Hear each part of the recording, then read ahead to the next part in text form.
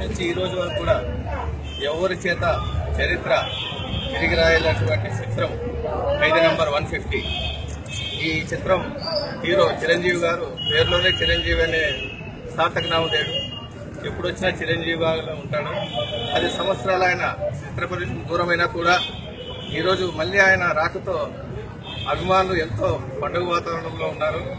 వారి అంచనాలకు తగ్గట్టుగా సినిమా చిత్రాన్ని నిర్మించిన వినాయక్ గారికి ధన్యవాదాలు తెలుపుతున్నాము. ఈ ఎస్ఎల్వి థియేటర్లో గుంటకల్లో ఇంతవరకు 30 ఏళ్లుగా ఉన్న రికార్డ్స్ ఏవి కూడా కనపడకుండా తుడిపేశాడు ఖైదీ నంబర్ 150తో. ప్రపంచ చరిత్ర సృష్టించిన బాహుబలి చిత్రం రికార్డ్స్ కూడా ఈ చిత్రం బ్రహ్మాండంగా కలెక్షన్స్ సాధించింది.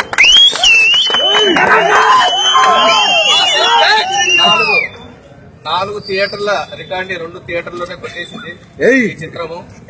ఈ చిత్రాన్ని ఆదరిస్తున్న ప్రేక్షకులకు, అభిమానిస్తున్న అభిమానులకు మరొకసారి ధన్యవాదాలు తెలుపుతూ 2007వ సంవత్సరంలో ఆయన చిత్ర పరిశ్రమకు చిరంజీవి గారు దూరమైనప్పుడు ఉన్న మొదటి స్థానాన్ని ఇంతవరకు ఎవరు భర్తీ చేయలేకపోయారు. 2016లో ఆ స్థానం అలాగే ఖాళీ ఉంది కాబట్టి ఆ ఖాళీని భర్తీ చేశారు. ఈ తర్వాత ఇప్పుడు ఉన్న హీరోలందరూ కూడా 2వ స్థానం కోసం పోటీ పడాల్సిందే కానీ మొదటి స్థానం ఎవరికి